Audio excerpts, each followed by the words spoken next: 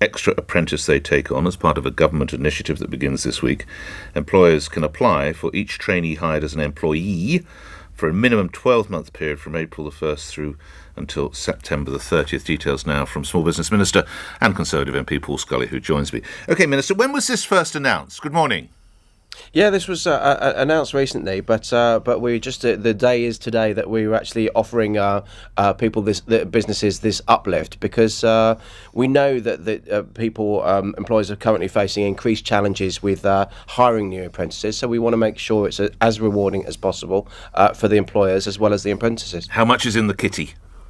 Well, it's, as I say, it's there for employers to take up. They've been paying into the apprenticeship levy, some of the bigger companies, and so we want to make sure that we just get as many employers to take this up as possible. I probably misphrased the question. How much is the total funding for this?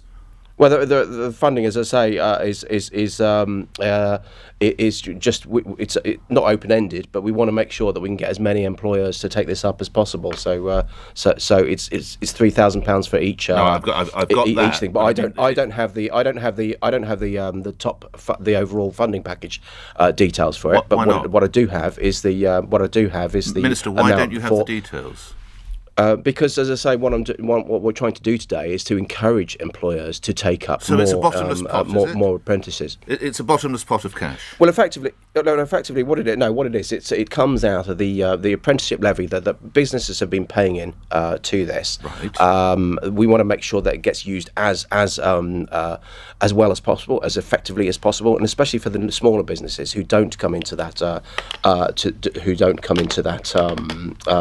the levy area, that they haven't been paying the levy. So what we want to make sure is that as many employers can realise that apprentices is a really good way into employment, because 93% of those apprentices tend to go on to training or stay within employment, and that's a really good thing. Let's try this a different way. What is the total cost to taxpayers? What could it be of this scheme?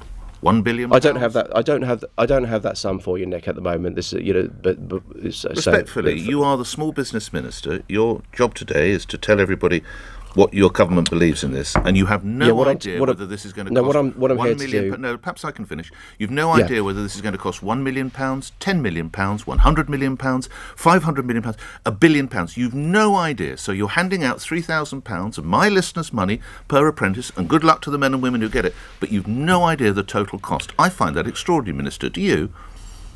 Yes, it's a shame that I haven't got it for you, Nick, and I will find it for you. But what I'm saying to you is that this is something of value to the taxpayer, because having apprentices in work, in training, is good for the economy. It's good for those people, and it allows us to grow back better within our plan for growth, to actually make sure that we can keep unemployment low. And that we can recover our economy following the pandemic. OK, let's move to other matters. I note that you have run small businesses in your past prior to entering politics. I wonder how you'd react if you were running a small business now, Minister, in, say, the fields such as weddings, tourism, the theatre, in that we still don't actually know where we find ourselves on June 21st. Why might that be? And if we're led by the data, what is a magic number of vaccines or whatever that we need to hit? Minister. I speak to the wedding sector in particular, of those list of people, business sectors that you mentioned, all the time, and I can absolutely get their frustration, because weddings, of course, are based on anticipation. They're based on dates in the future. We want to give them as much certainty as possible, but what we need to do as well is to make sure that we can not overwhelm the NHS with increased caseloads and hospitalisations, and so we have our 4 tests that we have been had all the way through. We will make it, which is based on virus rates. It's based on the vaccination's effectiveness against the variants. It's based on the effect on the NHS. All of these areas we will look at, and of course deaths, but we will look at and make a decision on the 14th of June. Now, I know for some people that won't be quick enough, but we've got to make sure that we are working with the latest data, the most accurate data, and scientists have been able to go through this with a fine-tooth comb, because it's a really, really important decision that affects so many people. What evidence do we have that hospitals might be on the point of being overwhelmed? My understanding is that while infections are up, the hospitalisation still is quite low, and sadly one is too many. We all agree on that, Minister. but relatively, just one death yesterday, which is tragic for the family involved, is clearly a step forward. So where are hospitals being overwhelmed? Well, no, as I say, this is just they're not being overwhelmed at the moment. But of course, there is but we just got to make sure that we're looking forward to see what happens in the next few weeks and months in terms of that modelling based on the data. Because what we do know is that when case rates go up, hospitalisations to date have also gone up. But the vaccination progress is still continuing, going great guns with 63 million vaccinations, and that is what is going to help us win this race. But we do just need to be careful. We need to err on the side of caution, but we'll only do that. No decisions have been made, but we'll only do that based on the latest and most accurate data. So what do you... I mean, say again, having run small businesses, it's desperately difficult for them, as you acknowledge. It's really difficult. What's your betting come June the 14th then, when we announce on June the 17th, June 21?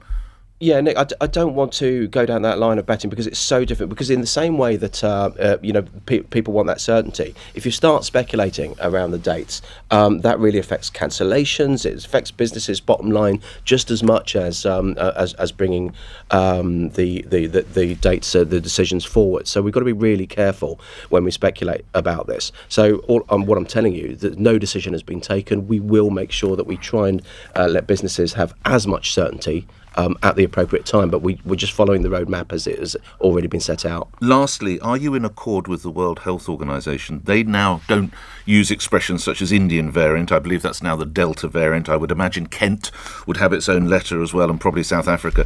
I actually don't see a problem, because surely all details are helpful if it came from Kent or wherever.